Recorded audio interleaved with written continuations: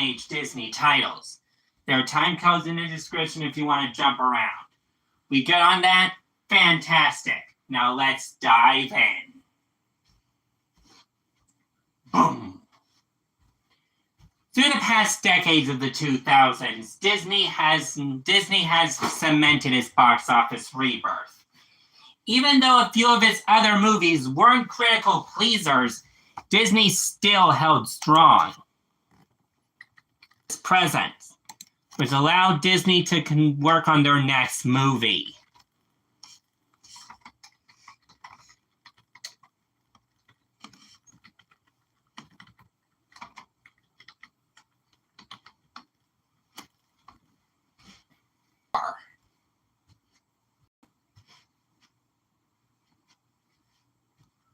Billion-dollar success. Boom. Disney's box office struggles didn't pass after 2008's bold success. Disney moved on to their next big endeavor. Another story based on the Brothers Grimm.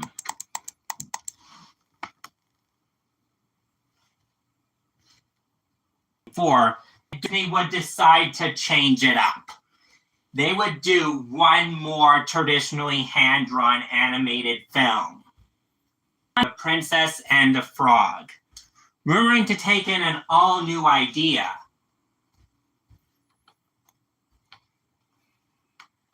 But also, it was scheduled for release the same weekend as Alvin and the Chipmunks' The Squeakquel. So, one of these movies would have to move, but neither of them wanted to.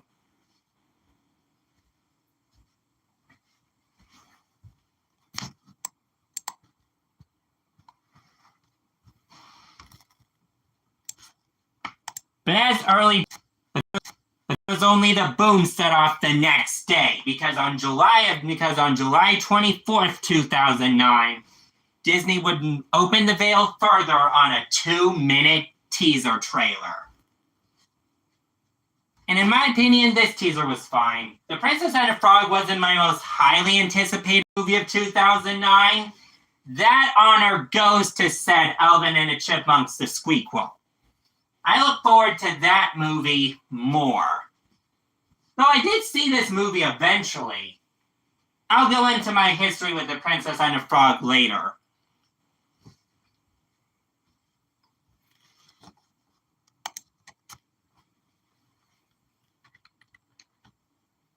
The Squeakquel taking the Thanksgiving spot, as audiences could journey to theaters to see Disney's next attempt.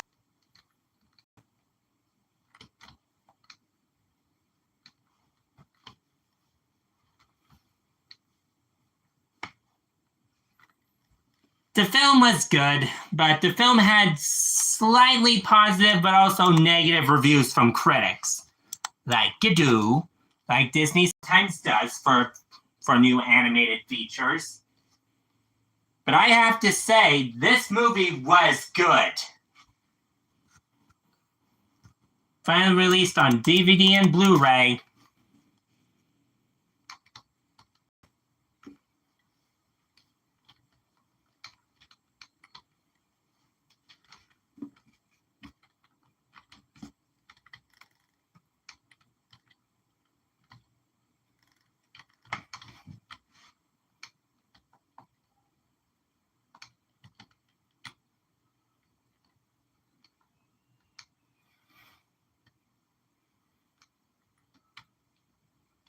On March 16th. But I'll get into March 16th a little later. Because for now, 2010's award season hit a stride.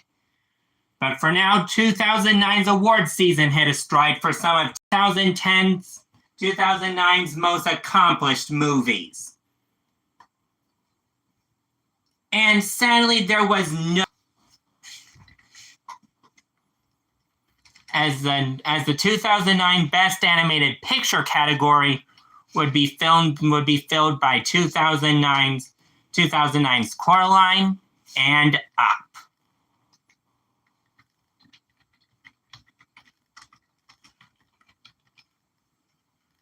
But with the box office success, Disney was going to truck forward.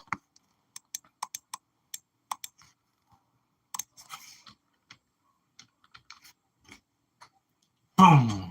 It didn't follow through. There was no hint to why it didn't pull through, but my prediction is, but then after the passing of Walt Disney, Disney's new CEO, Bob Iger, took to Disney to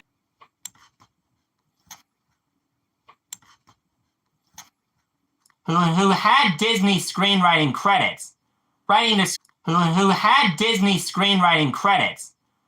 screenplay for Meet the Robinsons.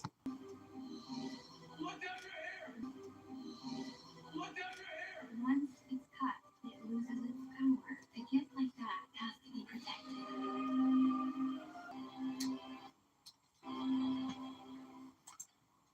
This was a teaser in every sense of the word.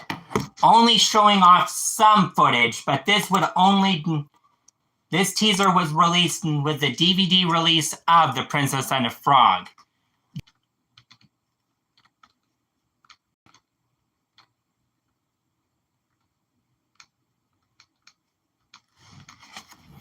But if you thought Disney was done with early promotion, you're wrong.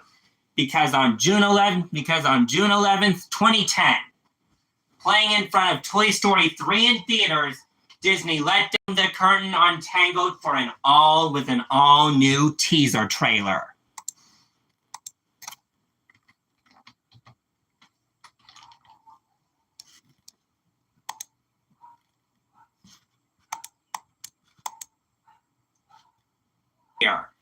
Because in June of 2010, playing before Toy Story 3 in theaters, audiences were greeted with this new teaser poster.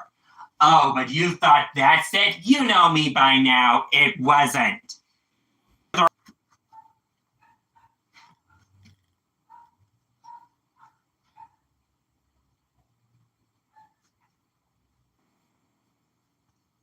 But if you wanted more from Tangled in 2010, you're in luck. Because playing at the end of a first full trailer. And this shows more footage of what's to come. Showing Maximus and Flynn Rider's relationship being at the center, but also teasing Rapunzel and Flynn Rider's unique chemistry they would have in this movie. But didn't show any Gothel. She was heard in the first film's teaser, but that was it. But it all led to September 16th, 2010, where finally audiences would get a second full look at Tangled in the form of a second full trailer. And this trailer I would skip.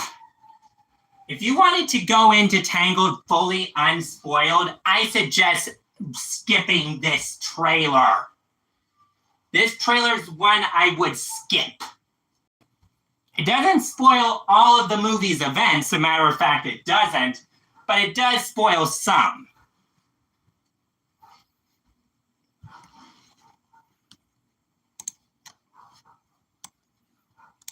But it all led to November 24th, 2010. Yes, finally, Disney was back in their Thanksgiving slot, as audiences could journey to theaters for one of 2010's most anticipated blockbusters.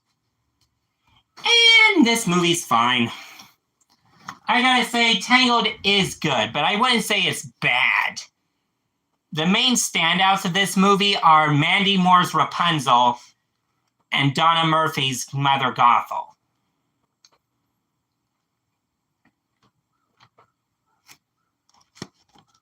Now, I'm not going to go into discussing Disney's Winnie the Pooh movie. I'm not here to discuss that one. Because I may be doing a Winnie the Pooh retrospective on his time in the film, and on his time in films later. as Winnie the Pooh's box office died down and began, and I did see that movie in theaters, but I don't want to do a review on it for my retrospective series yet. But as that movie died down, Disney began promotion for its next blockbuster. But Disney began production of its next box office blockbuster.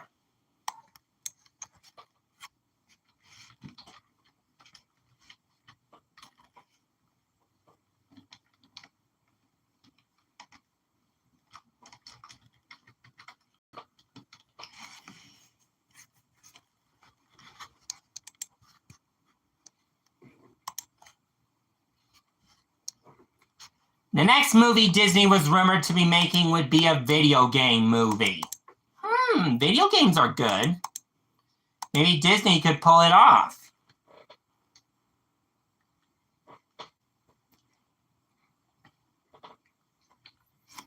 And a director had already been found.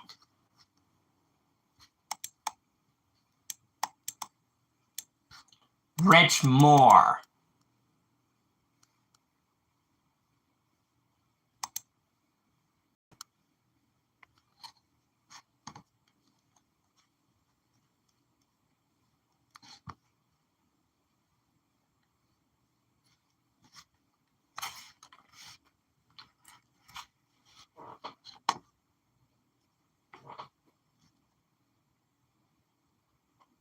Whose only animation credits were on a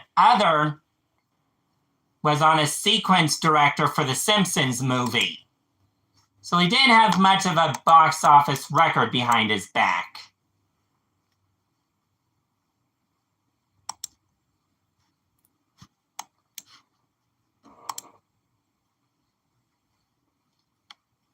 But the question is, where would we get some footage?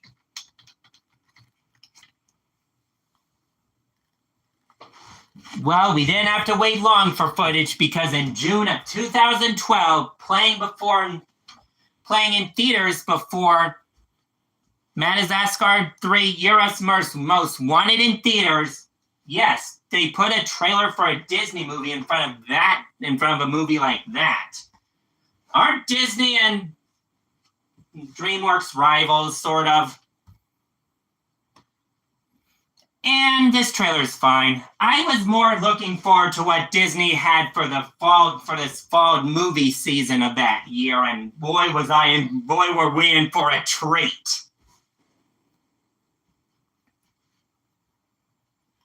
But that was only the up promotion in the beginning of the year, because in September of 2012, a second full teaser trailer was released.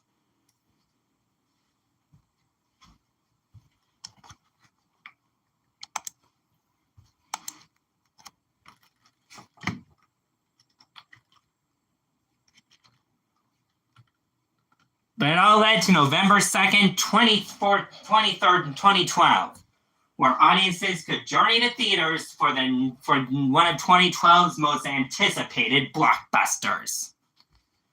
And Wreck-It Ralph is good. This movie is fantastic and has a lot of fun when it's at it. But as 2012 clocked to a close, Disney began working on their next film. A film scheduled to be based on Hans Christian Andersen's classic story of the Snow Queen.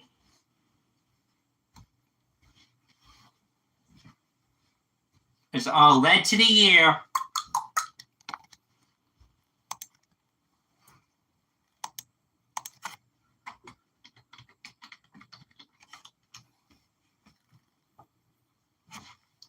in July of 2013, debuting in June of 2013, debuting with both DVD releases of Marvel's Iron Man and Hulk Heroes United, as well as debuting in the sneak peek section of Wreck-It Ralph's DVD, audiences got their first look at Frozen in the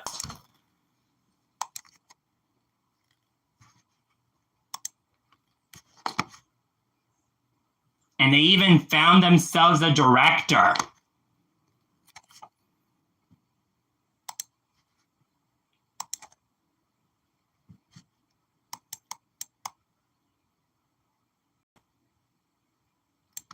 Chris Buck, who served as an animation director for Disney with Fox and the Hound and the Black Cauldron, as well as The Brave Little Toaster in 1987.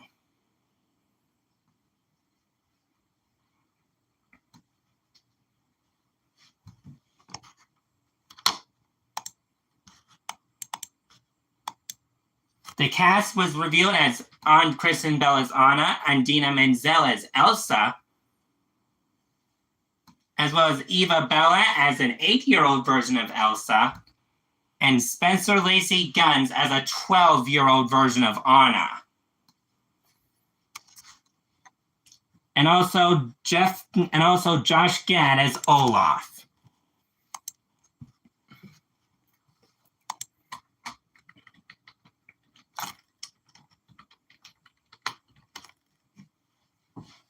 Which, as I said, which led to June 19th, 2013. We're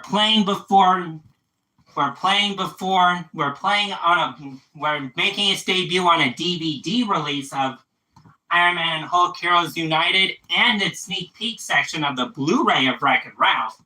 Audiences got their first look at Frozen in the form of a teaser trailer.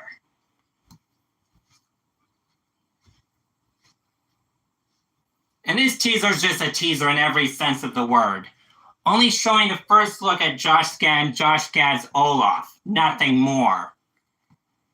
Which all led to September 26, 2013, where finally Disney would lift the curtain on Frozen with an all-new teaser trailer. And this teaser is much better.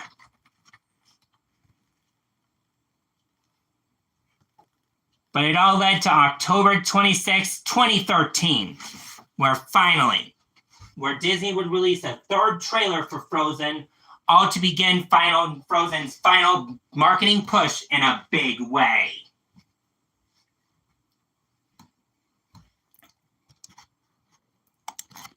And with that, promotion went wild up to Frozen's release. With new posters, new footage, and TV spots hit the airwaves.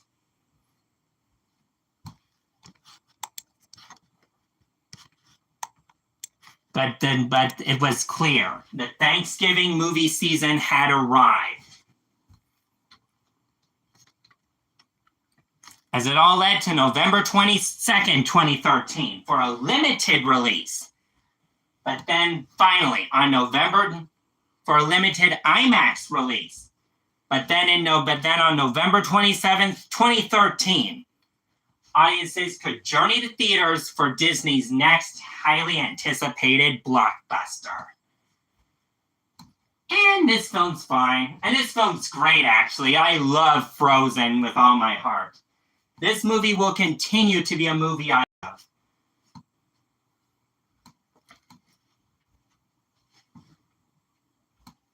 But with that, part 5 of our Disney journey comes to an end. I already said that I have part 5. I'll be here for it to the end. I'll also have to release parts 1, 2, 3, and 4 in a full movie format, because I think those were blocked.